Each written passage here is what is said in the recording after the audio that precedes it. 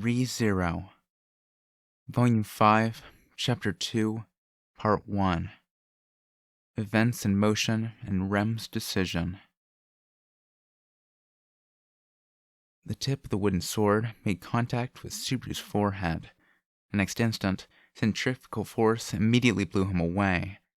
He felt like the sky and the ground had been swapped, and he wrapped his arms around himself, cushioning the blow as he made a well-formed roll. Having neutralized the damage from the tumble, he proudly licked his lips at his own mastery. Ugh, there's dirt on it. Tastes like grass. Shall we bring this to an end? Surely you jest. You saw my expert falling technique, didn't you? My genius has finally blossomed. Saying the words almost broke Subaru's heart, as he mastered the skill and the course of being pounded day after day. The boy had sparred with Wilhelm every day during his stay at the Krusch villa. He still couldn't land even one attack, but his ability to improve his falling technique suggested that Wilhelm wasn't simply smacking him around without a purpose. The older man presented a rebuttal, though. However, it is a useless technique for a duel with real swords. You didn't need to point that out. The pine tree of my heart has a lot of cracks right now. Certainly, in a bout that could end in a single sword stroke, a martial arts skill for properly receiving a blow and falling was not very useful. Improving a skill used solely for practicing was a misplaced priority, but it was still well worth it during sword training. I must say, you seem to have been more spirited this morning somehow. Last night, I had a little discussion with Miss Krusch about my concerns. Thanks to that, all my hesitations disappeared. I feel pretty good at the moment. In a book I read yesterday, a character who was only beginning to become accustomed to the battlefield spoke much like you are now. He lost his life because he took his fight for granted, Sir Subaru. So there's death flags even in other worlds? Apparently, even in the small corner across the cosmos, there were lines that marked you for death, just like back home. But Subaru had been anxiously awaiting Wilhelm's words of concern. The older man raised his eyebrows in a questioning expression. Sir Subaru? A smile came over the boy as he shook his head. Nothing. Really, nothing at all. At that moment, the field of battle and death were things he could welcome with open arms. Those were opportunities for Subrinovsky to establish his worth in an undeniable way. So much waste. Ah! When sword practice resumed, Wilhelm explored the opening created by Subaru's wandering thoughts, using a minimal motion to strike with his sword. He took advantage of all the boy's excess power and unnecessary momentum, and easily sent Subaru's body dancing into the air with no visible power behind the sword attack. I can handle this! Subaru, desperate to keep from falling on his head and causing serious damage, instantly shifted his head and curled up, adopting an ironclad falling-breaking posture that could let him land anywhere without major injury. However, do you really think that is the last of it? With one smooth motion, Wilhelm inserted his wooden sword through a gap in Subaru's curled-up limbs, wrecking his posture.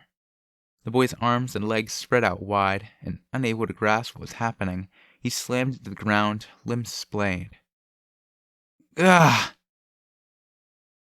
Subaru rubbed his still-smarting nose and shot an objecting glare at Wilhelm. His sword-fighting tutor responded by thrusting his wooden weapon straight down into the grass.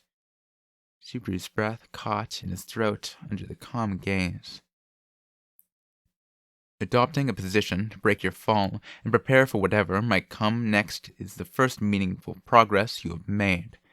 But more important, I refuse to accept the premise of teaching you to fight in a manner that assumes defeat from the very beginning. If I may, before teaching you how to swing a sword and techniques to break a fall, I shall tell you how to prepare in a more fundamental manner." As Subaru grunted, showing Wilhelm had hit the mark, the tutor raised a finger. "If you've decided to fight, fight with all your body and soul. Forget all petty words that lead to defeat. Hunger and thirst for victory using any means necessary.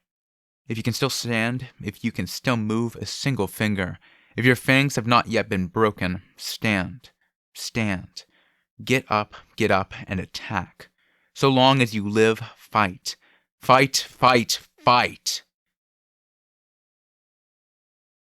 That is what it means to do battle. Wilhelm's visible paws lifted the tense air that had come to dominate the courtyard. Only then did Subaru realize just how loudly his own heart had been beating. At the same time, each deafening throb drove home the fact that he was alive. Living had never felt better. The feelings that had made him welcome the prospect of death until a mere moment before had suddenly flown away. The instant Wilhelm began to speak of preparing for battle, the air around him completely changed. He might have looked like a mild-mannered gentleman, but Subaru felt the sword-wielding demon within him. Perhaps that was the true nature behind the old man named Wilhelm. The one who wielded such strength that he was employed as the personal sword instructor of Krushgarsten, favorite to win the royal selection. The aged swordsman, Wilhelm Trias. So fight to win, even if you know you're gonna lose. It's a little inconsistent, but I understand what you mean. It's not logic, it's a matter of emotion. Then Subaru, still in awe of the elderly man, felt the fighting spirit in him rekindled as he replied. "I can handle this," said his stubbornness. He couldn't let that breakthrough to his doubts, that ray of hope, come apart in such a short time. The feelings of Subaru Natsuki were not that cheap. He couldn't let them be. "If I can do that, can I get a little stronger?" "That is a different matter. The desire to be stronger and actually doing so are separate matters altogether." "So now you deny me? Don't you think saying yes would make for a more beautiful tale?" "I've learned the cruelty of lies through bitter experience. I could not forgive myself for telling one." Subaru did not notice how the older man's eyes momentarily fell as he spoke. "I believe sometimes the truth is crueler than a lie, just so you know." Subaru felt like Wilhelm was dodging the question, so he regripped his wooden sword and abruptly murmured, "Do you see any sword talent inside me?" "From where I stand, unfortunately, you have none. Your aptitude for the blade goes no further than the common man's, the same place as mine." The strained, self-deprecating smile that came over Wilhelm made Subaru raise an eyebrow in surprise. "That's pretty humble, coming from you, saying you have no talent with a sword." "It is the truth. I have no gift for it. If I did, I surely would not have had to wield one nearly as much. Therefore, it is possible for you to arrive at the same level as I." "Incidentally, how long would I have to work at it?" "Nothing so great. You would only need to devote half your natural life to it." "Only," he says. It was often said that continually striving to improve was true talent.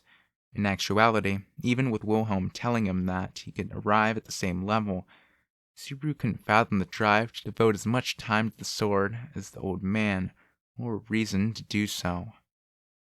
In the first place, the reason Subaru had Wilhelm teach him like this was, "I thought, like, pouring myself into the sword without worldly thoughts might let me find enlightenment for the first time."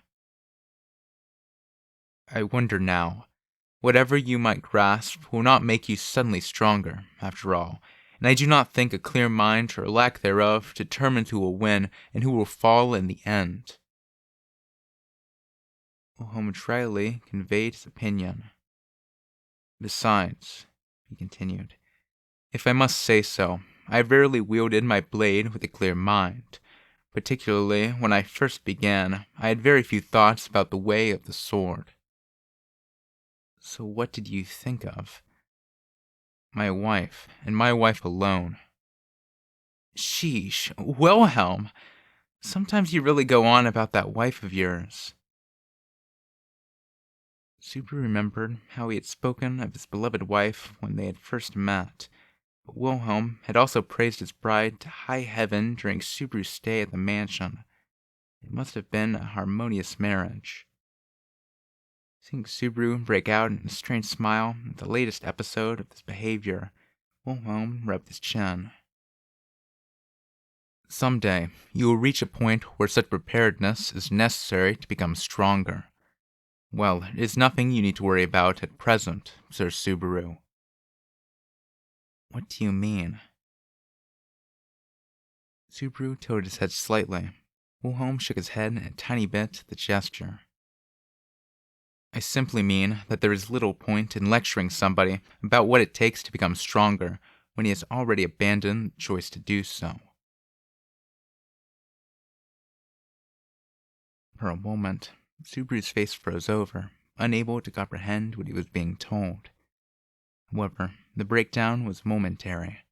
He immediately shrugged, as if dismissing it as a joke. Hey now, what are you saying all of a sudden, Wilhelm? I'm surprised as a burglar who gets stopped before he actually steals anything. I've done what now? You are aware of it yourself. It would be inelegant to speak further of it. I have said what I wish to say. It would have been difficult to tell you had I let this opportunity slip by. Wilhelm, speaking as if he understood everything, left no room for Subaru to pursue the matter. Unease smoldered in Subaru's chest. Wilhelm's words had left him with an undeniable sense of nervousness, and Wilhelm could tell exactly what that feeling meant.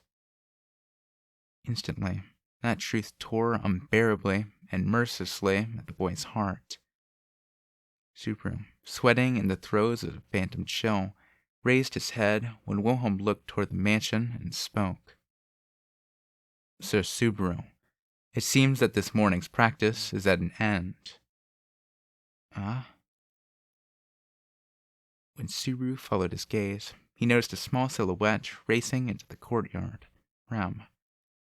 Normally, she was not one to show emotion on her face, but he could see a sense of quiet tension on her as she ran. Had something happened? For Subaru, at that moment in time, it was a fortuitous salvation, a golden opportunity to forget his conversation with Wilhelm.